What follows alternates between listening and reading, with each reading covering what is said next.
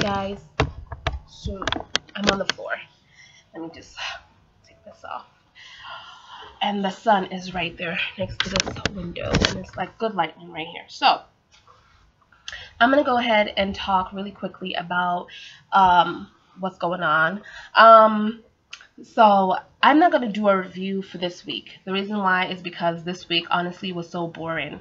I just don't want to talk about it because it's just so boring to me. I'm not interested in most of the storylines except for Kiki, Alexis and Finn and Anna's storyline was kind of funny. The way they spoke in the, and they're sitting in the table with Alexis, and Alexis is just sitting there, and Anna and Finn chemistry is just off the chain, okay? But my thing is, if my boyfriend sat at our table with his ex-girlfriend and talked to her, and I'm feeling like the third wheel, it's a problem. I know, we all know that Anna and Finn is going to be a thing, but we don't know if it's going to stick. I don't think it's going to stick for long because they have so much, challenges that they might have to face. But yeah, they have a little thing going on, and it's stronger than Alexis thing, unfortunately. We all know that Alexis probably needs to go back to Julian. This is kind of weird, me sitting on the floor. But, I think she's going to have to go back to Julian. She's really fighting it right now, but I really like her and Julian together. So let's talk about Kiki before I go into Sam and Jason's scene that happened, okay? Kiki's storyline is really is disappointing me, and maybe it's too early to say, but I feel like so much females out there need something, even if it's on TV, to show them, because a lot of females or a lot of people in general is going through something like this. Even if you're a male, you're going through something like this, and we just need someone on TV to show us, hey, this is not right, this is how it's supposed to be,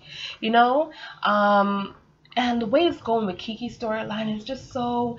First we had her confront the guy in Kelly's, and he turned it around on her and made her feel like she was responsible for what really happened.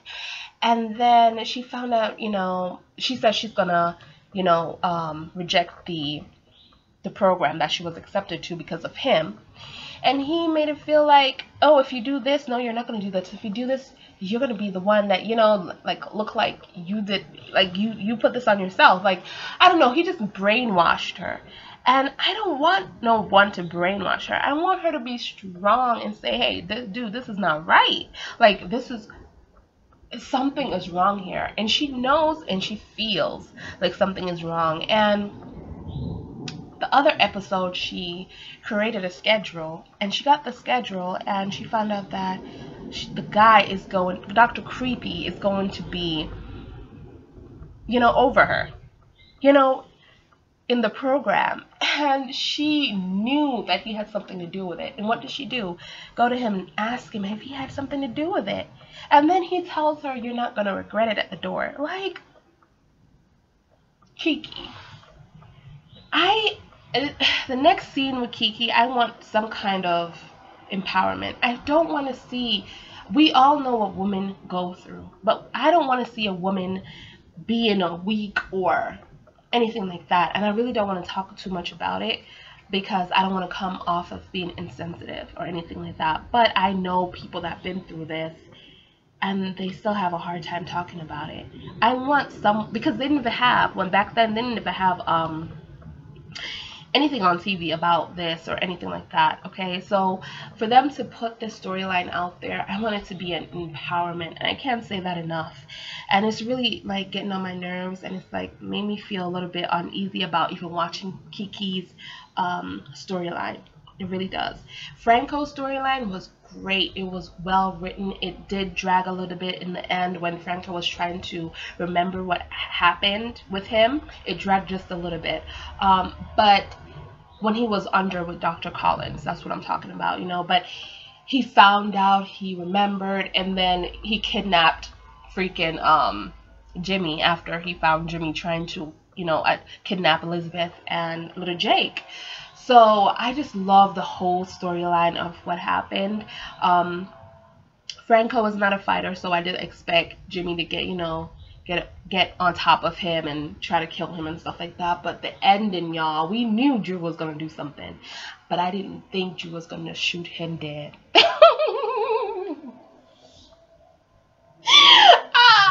Drew shot his ass dead, okay, dead, and he's gone now. He's gone. Didn't he look alive on that damn table? I thought he was faking it or something like that.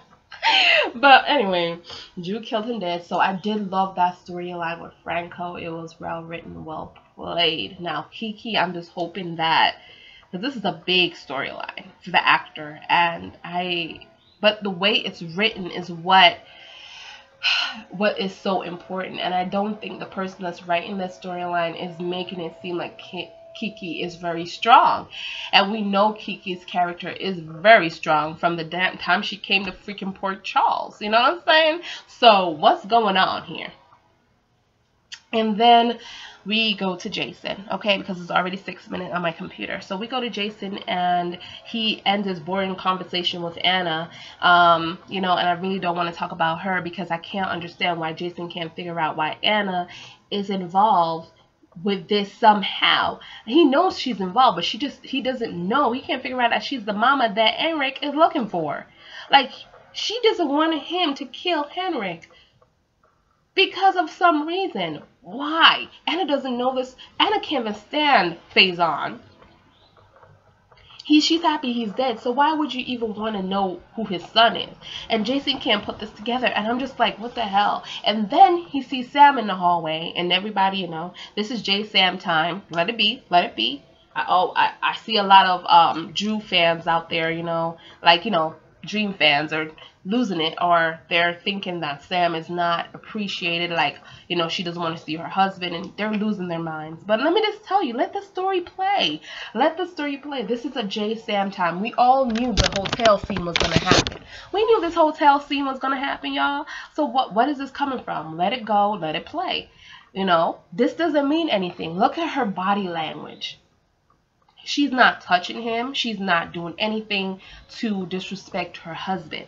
Okay? She might not say. She did bring him up when Jason was telling her about Spinelli going into to find the vault, like going into the vault to try to get all the information that they need, you know, trying to find out who Faison's son is, where is he, and stuff like that. So she did bring up Drew, that wherever that information is, the disc is there as well, and she's trying to find out how to get in so she could get Drew's memories back. Okay, so there's another spoiler that's going around that Sam won't want. At the end, she will not want Drew to get his memories back because she has a fear of him losing all his memories. But I got something to say about that real quick too, but I just want to stay on point. So I don't know why everybody's freaking out, because I'm not freaking out. Just watch the storyline. Then, anyways, so she's talking about that, and what else? Because I lost what the hell I was going to say. So she finds out that Jason and Spinelli got this thing going on, and she wants in.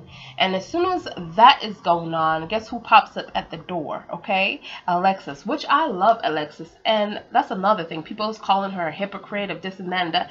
Okay, y'all, she been with Sonny. She had a kid with Sonny. She had Christina, and then she was with Julian. So Alexis knows what she's talking about. Okay, she knows what she's talking about. She's a mother. Mothers do exactly what they don't want their daughters to do, so they could live it, experience it, and then tell their daughters not to do it or to do it or whatever. Okay, this is something that she already. I'm sorry guys, they're doing something outside. Hold on.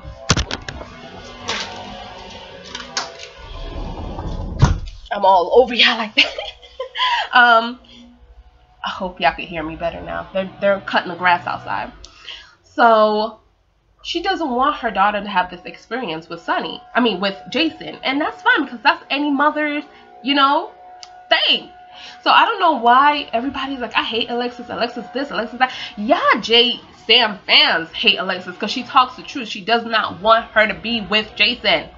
You know, no mother would in real life either. Okay. And you know, it's just sad. I'm for it. Go Alexis. Power to you. So Sam is about to drop her damn kids with Alexis and go off with Jason. The only disagreement I have with that is that if you're here to find yourself, find yourself. But the person that you're here to find, the reason why you're here to find yourself, one of the persons that you're trying to get distance from is here. And you're going to go off with him, which is understandable. One, because she wants the answers. She wants her husband to have his memories back. I don't think she's going off with Jason just for Jason. Okay? She's going off to get the answers that they have, that they need. Because, keep it real, Drew at this point is not going to get with Jason, get the answers that they need together. He's not going to do it because he can't stand him right now.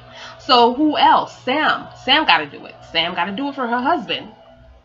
And a lot of JSam fans are seeing this like, oh my god, a reunion, oh my god. Okay, well, let it be. But is it gonna last? You know what I'm saying? Let it be. Let it be, guys. That's like I told my dream people. Wait for it. Wait for it. Okay? Yeah, so she's going off. Alexis, finally agreed to it. But my thing is, when Alexis goes back to Port Charles with them kids, I really would have liked Alexis to stay in New Zealand until Sam came back, okay? But Alexis going back to Port Charles with them kids, that's going to be a blow. Because Drew's going to see them kids and what's going to happen? Alexis never really lied to Drew before. I don't think she have ever lied to Drew before.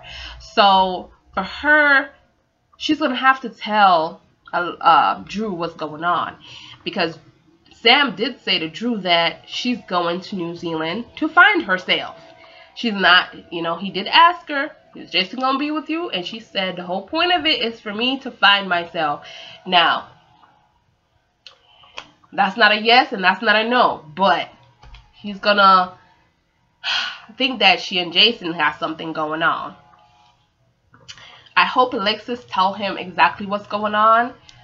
But I don't know if, Alexis is going to share all that information. But I feel like Drew is going to come to a point where he's going to realize, oh, so it's over. It's over between us.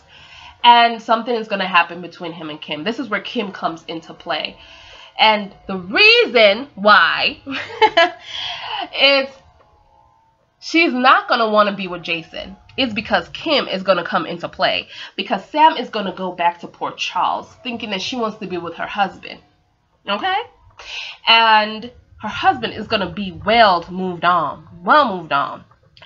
I just hope he don't sleep with Kim, but I think something is going to happen between them. And it's going to be another bump in the road for Dream. They're going through this bump, but after this is over, this little freaking triangle, love triangle, is going to be another bump with Kim. And then it's going to be another bump with his memories, and it's just constant, okay? So yeah, guys, that's my thoughts on it. I mean, oh, and I want to address something really quickly about a comment that I saw. It was like, it was a JSam fan that said, Drew doesn't really love Sam because all his love is because he remembers. All his love is because he has Jason's memories, right? Alright, let's go back. Because you people, I just don't, I think sometimes that we're watching two different shows. Alright, let's go back. So, we all know when Drew got his memories back is when he had that accident off his motorcycle, correct? And he was having all these daggone visions of Robin and Sam, and to try to make him remember what to do when Dante was stuck under that daggone truck, right? That truck or that van, and he had to save Dante's life. So that's when Jason got his memories back. Jason, right? Before then, let's go back. Let's go back when he didn't even know he was Jason Morgan, okay? And it was Carly, Michael, Sam that was in this bar, and he was supposed to get married to Elizabeth like next day. and they had a party for him, and he had to go up and sing on stage and stuff like that. Anybody know what I'm talking about? Comment below. All right. So everybody left, and then Sam and him was still there, and he was, you know, thanking Sam about, you know, their friendship and how, you know, he's happy that they're friends. And she said, like, ditto. Like, she feels the same way. And they hugged each other. What happened after that? They didn't kiss, but what happened? There was a connection, and he was with Elizabeth, correct? Now,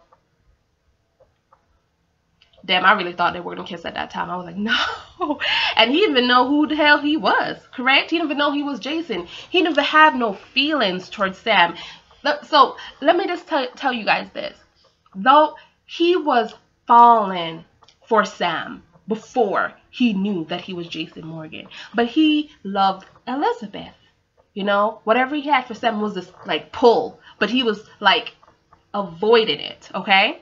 There were so many other times when the motorcycle ride, he didn't even know he was Jason Morgan, and he didn't even know if he could ride a motorcycle, okay? And he thought he was married to that damn Elizabeth's sister. What's her name? Hayden, right? And they went on a motorcycle together. There was a pull there together, wasn't it? I mean, there were so many different scenes where the writers are showing you guys that they have this thing going on, not because you guys knew he was Jason Morgan, but he didn't know who he was. Sam didn't even know who he was, but Sam felt this pull. It's something about him. Even she said it. It's something about Jake. I just don't know, but it's something about him. And at one point, somebody who, Carly. No, it was Carly who confronted Jake about it. Oh, you're attracted to Sam. And he was like, no. Like, he was like, you know, trying to deny it. But Carly even called him out on it. And he didn't even know he was Jason Morgan at the time. He thought he was Jake Doe. Okay? Okay, let's go forward. When Jake thought he was Jason Morgan, and he beat Nicholas' ass in the house, okay? And talking about, don't touch my wife, don't touch my wife. And they went back to the damn cabin. What the hell happened then? He didn't have Jason Morgan memories, did he? No, he didn't. He didn't know who he was. After they made love, Sam thought he was going to have some kind of flashes. And he said, what, you thought you were going to blow my mind? And she was like, laughing all, you know. But he didn't have Jason Morgan memories then. But he still had this feeling towards Samantha. Okay? When Jake got sick and Elizabeth and him was in the well, Jake got, you know, he got hit by the car for the second time. And they was in the hospital because he had to be in a special hospital. He didn't know who he was at then, that moment. But he wanted Sam to be around. You guys need to stop. You guys need to stop this and stop talking about how he only loved her for because he thought he was Jason Morgan. Listen, he didn't even have, most of the time he didn't even have his memories. So he loved her because he let her in. That wasn't his type of girl, like he said, but he let her in and he fell in love with her. Okay? So I just want to just close it like that, guys. This is 18 minutes already. I'm going to go ahead and watch the second episode. The episode that launched was today. I think it's, I don't even know the date, guys. Hold on. Hold on, guys.